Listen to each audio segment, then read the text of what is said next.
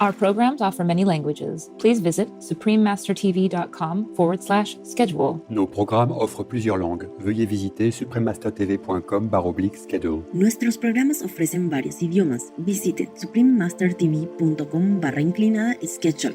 รายการของเรามีให้หลายภาษาโปรดดู suprememastertv.com/schedule I must certainly do everything possible for the culture of soul and spirit, but I will work tranquilly until, by higher powers, I shall be found worthy of definite illumination. Please continue watching to discover more profound findings. Vegan, making a grand statement.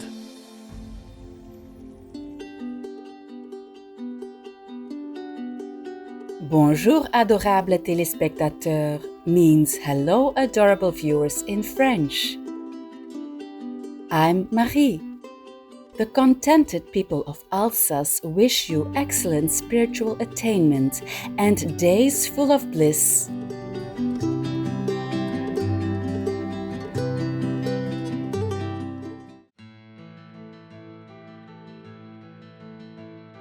Born in 1861, Dr. Rudolf Steiner was a great Austrian polymath, philosopher and scientist who made influential contributions in the fields of education, science, spirituality and medicine. He is perhaps best known for pioneering the holistic educational methods for the Waldorf schools. An eloquent public speaker and gifted writer, he gave over 6,000 lectures in his lifetime and also gained recognition as a literary critic.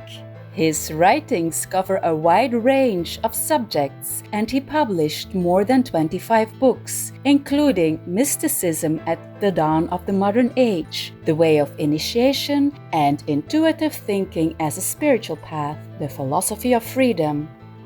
He developed and taught an esoteric spiritual philosophy called anthroposophy based on the science of the spirit.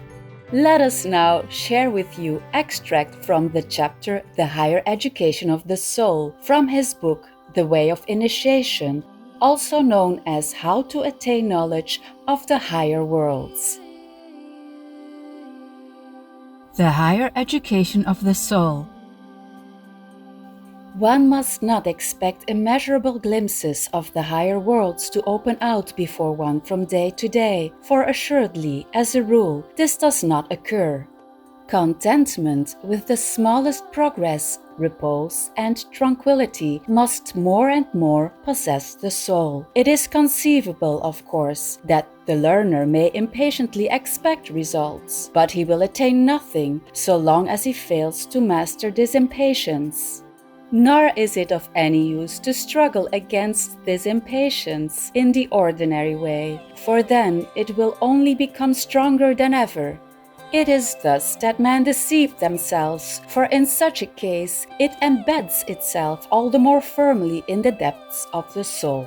It is only by repeatedly surrendering oneself to a single definite thought and by making it absolutely one's own that anything is really attained. One should think, I must certainly do everything possible for the culture of soul and spirit, but I will work tranquilly until by higher powers I shall be found worthy of definite illumination. When this thought has become so powerful in a man that it is an actual trait of his character, he is treading the right path. This trait will then express itself even in external affairs. The gaze of the eye becomes tranquil, the movements of the body become sure, the resolutions defined, and all that we call nervous susceptibility gradually disappears. Rules that seem trifling and insignificant must be taken into account. For example, suppose that someone affronts us. Before we receive this occult education, we would have directed our resentment against the wrongdoer. There would have been an uprush of anger within us. But in such a case, the occult student will think to himself, an affront of this kind can make no difference to my worth, and whatever must be done to meet the affront, he accomplishes with calm and composure, not with passion.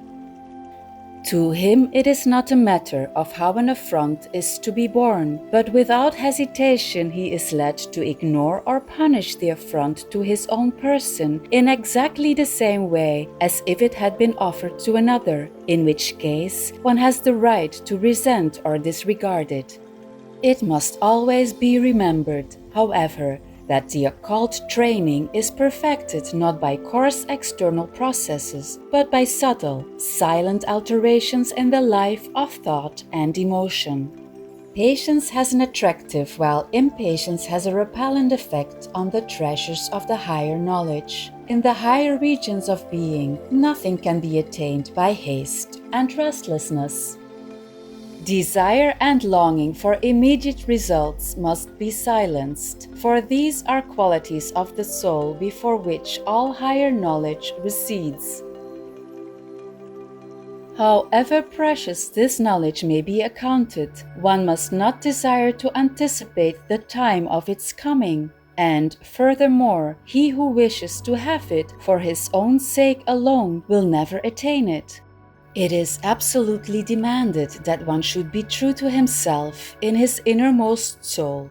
One must not there be deceived by anything. He must encounter face to face and with absolute truthfulness his own faults, failings, and unfitness. The moment you try to excuse to yourself any one of your weaknesses, you place an obstacle in the way which leads upward. There is one way only by which to get rid of such obstacles. Our faults and weaknesses can be removed only by self-illumination, and that is by correctly understanding them. All that is needed lies latent in the human soul and can be evoked. A man immediately improves his understanding and his reason when in repose he makes it clear to himself why he is weak in any respect. Self-knowledge of this kind is naturally difficult, for the temptation to deceive oneself is immeasurably great. He who is accustomed to be truthful with himself has opened the portals into a deeper insight. All curiosity must fall away from the student. He must wean himself as much as possible from inquiries into matters of which he wishes to know only for the gratification of his personal thirst for superficial information. He must ask himself only what things will assist him in the perfection of his innermost being for the service of the general evolution. Nevertheless, his delight in knowledge and his devotion to it must in no degree become relaxed. He must listen devoutly to all that contributes to such an end, and should seek every opportunity of doing so.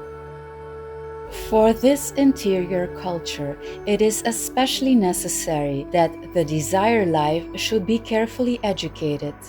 One must not become wholly destitute of desire, for if we are to accomplish something, it is necessary that we should desire it, and a desire will always be fulfilled if a certain special force is behind it.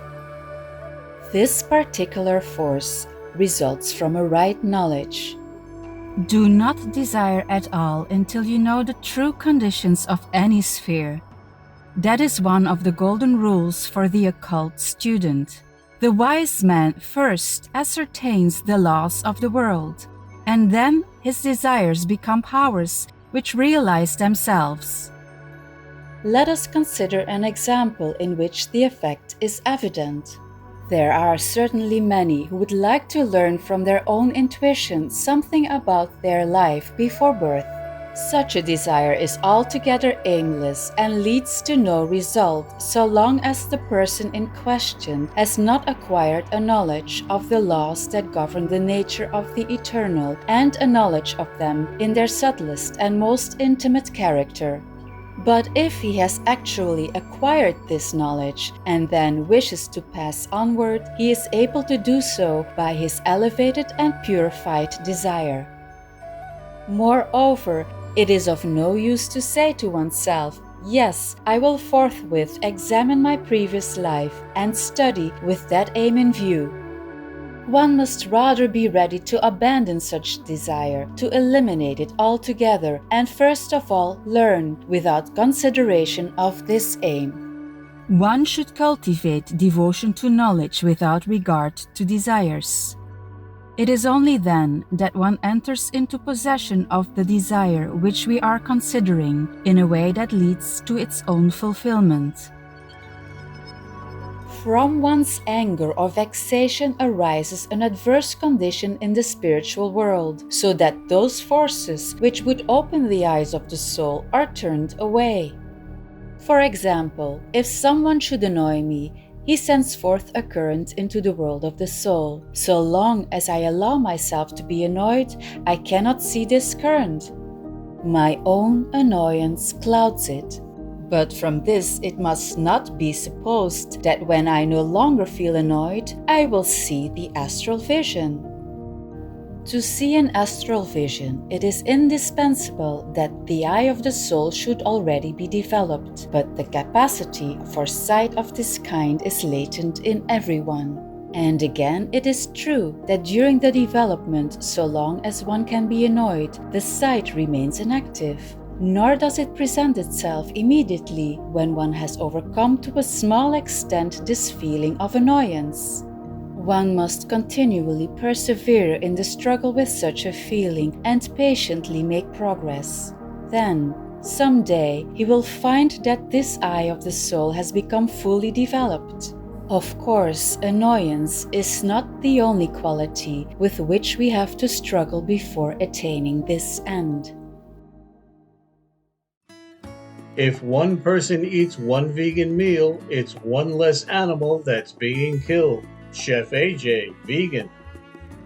Happy viewers! Thank you for joining us today for the Higher Education of the Soul from the Way of Initiation by Dr. Rudolf Steiner, Vegetarian, Part 1 of 2 on Words of Wisdom. Please join us again tomorrow for Part 2. May God bless and love you forevermore. Our programs offer many languages. Please visit suprememastertv.com/schedule and suprememastertv.com/WOW.